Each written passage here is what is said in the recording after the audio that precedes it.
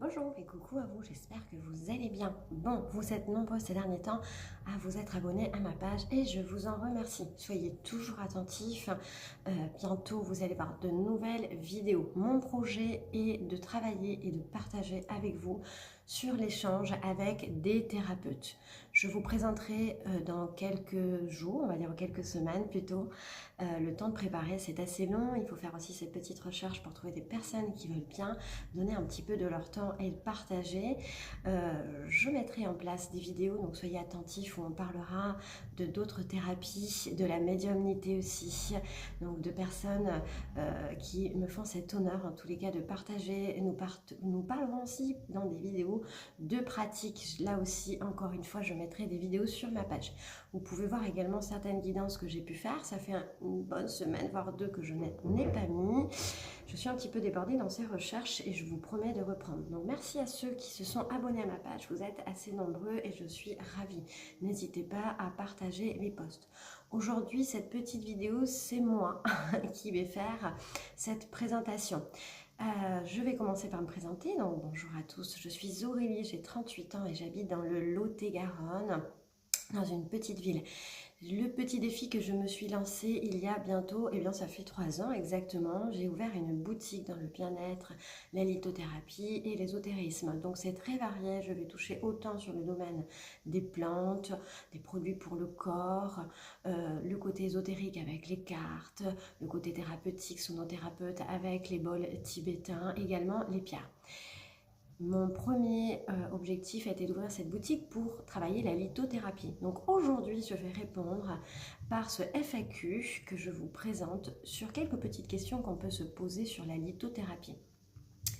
Donc première question, la lithothérapie, et vous devez tous vous la poser.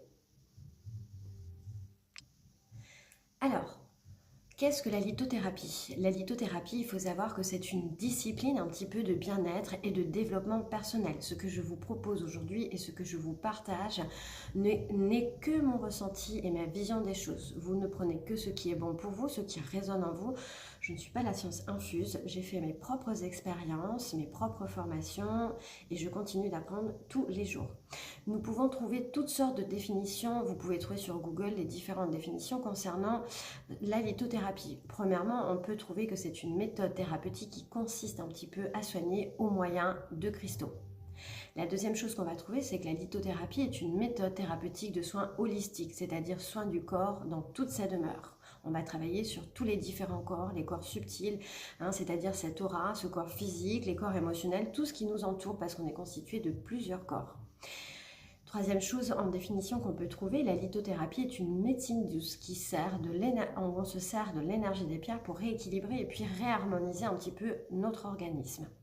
On va trouver également que la lithothérapie est une pratique pseudo-scientifique de médecine non conventionnelle, bien évidemment, basée sur le pouvoir qu'auraient certains cristaux. Donc ça, c'est ce qu'on peut trouver un petit peu sur Google lorsque vous tapez la lithothérapie. Donc c'est quelques définitions parmi tant d'autres. Nous pouvons réunir un petit peu toutes ces définitions et puis y mettre personnellement notre idée, nos ressentis, nos expériences, afin de trouver un petit peu au mieux la définition qui nous correspond. Il faut savoir que la lithothérapie, pour moi, va agir sur le domaine émotionnel ou notre état d'esprit un petit peu. Je ne vous demande pas d'y croire personnellement, mais de vous laisser un petit peu porter par l'énergie que cette pierre ou que les minéraux peuvent vous transmettre.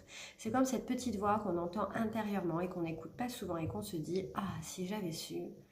Donc, pourquoi si j'avais su, eh bien notre esprit se laisse porter. Les quelques secondes auxquelles vous ressentez cette connexion qui se fait avec ces minéraux, c'est ces corps subtils qui vous entourent, c'est votre âme, c'est votre esprit qui se connecte directement car nous sommes tous vibration et énergie.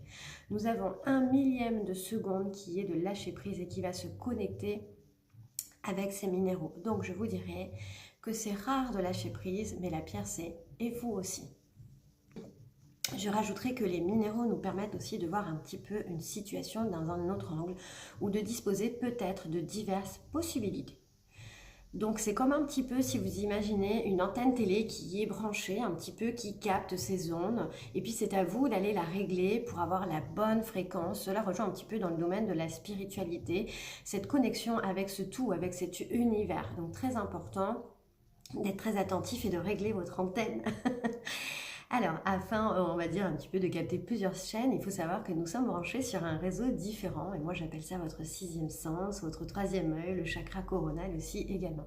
Donc, pardon, les minéraux, donc par leur énergie, en fait, vont travailler sur le plan sentimental, physique, émotionnel et même spirituel. Donc, c'est comme s'il y avait une petite forme de magie un petit peu et de rituel selon chacun. Voilà, pour la première question. Ah, question. Alors, pour ma part, comment les pierres, elles peuvent agir. Donc ça, c'est un petit point qui est sensible et qu'il faut garder dans votre esprit, hein. On est tous différents, on fonctionne différemment, notre connexion est différente, notre corps physique est différent. Donc il faut savoir déjà, très très important, que les pierres ne sont pas des médicaments. Je l'ai dit tout à l'heure, ça ne fait pas partie d'une médecine conventionnelle. Il serait abusé de prétendre, et vraiment, je le dis sincèrement, qu'on peut soigner. Moi, quand les gens rentrent dans ma boutique, je ne dis pas que je vais les soigner ou les guérir. Je ne suis pas du tout là-dedans. Je ne suis pas sur une médecine thérapeutique qui va travailler vraiment en profondeur sur votre corps. On va toucher, hein, c'est-à-dire on observe, on touche, on frôle, on caresse, moi je dirais. Donc je vais dire que je ne prétends pas soigner certaines pathologies. Je peux vous dire que peut-être c'est une béquille et qu'il faut vous en servir comme ceci. C'est un tremplin, un petit équilibre, une perche. Vous donnez le terme que vous voulez. C'est à vous de voir. Pour moi, les pierres sont une aide pour renforcer votre esprit. On peut y faire une demande particulière lorsqu'on les utilise avec un mantra. Elles vont nous offrir vraiment un soutien. C'est complémentaire à votre attente et votre demande de guérison.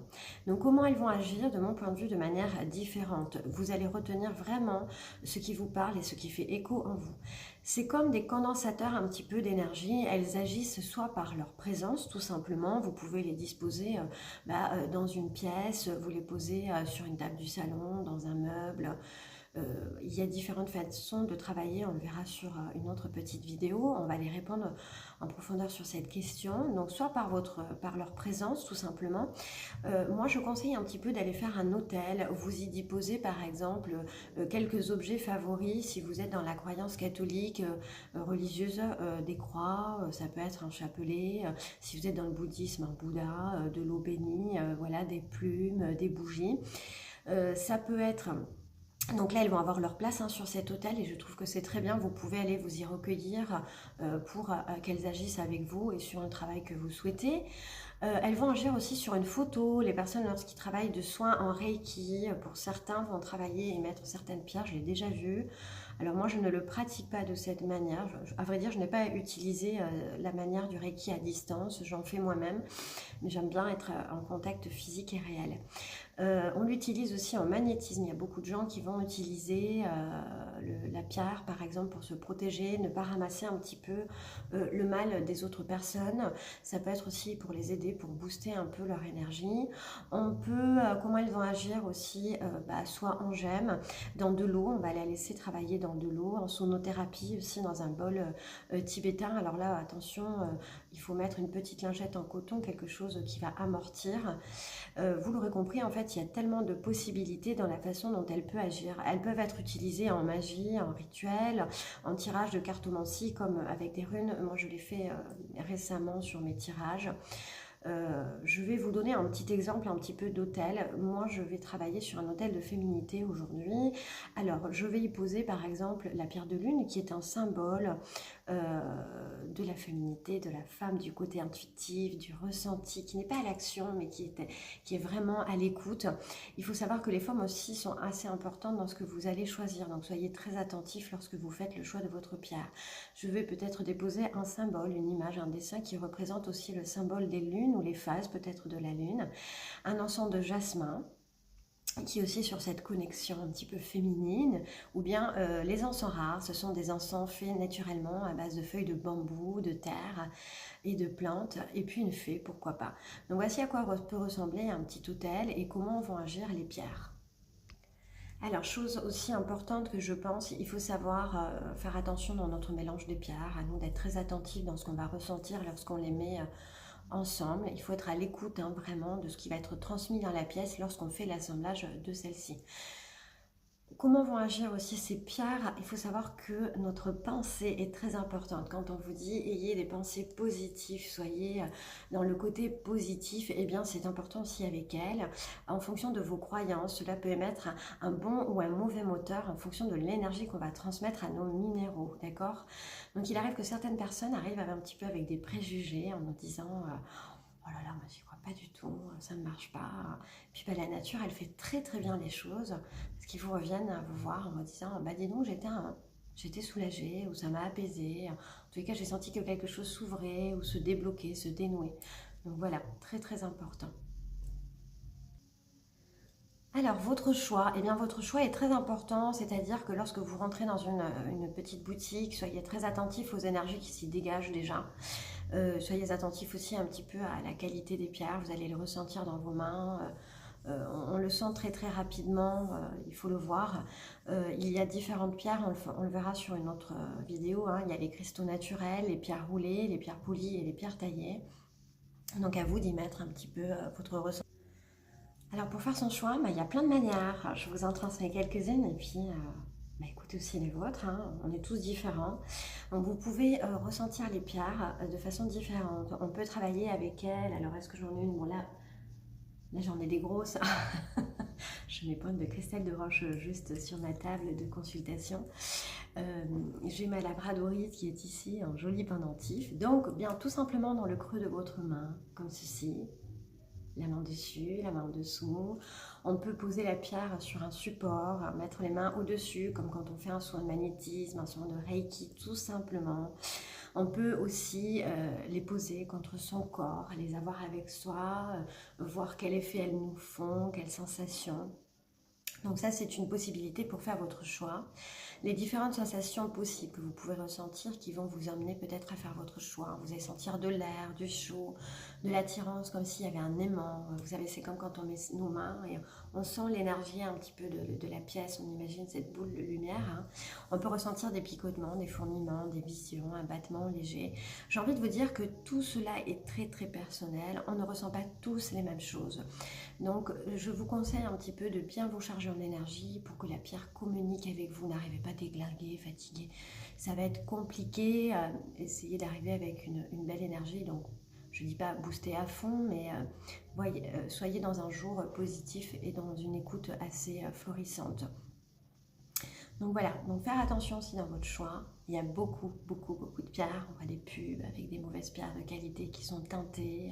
Voilà, soyez bien guidés à faire le choix à distance. Parfois c'est très compliqué.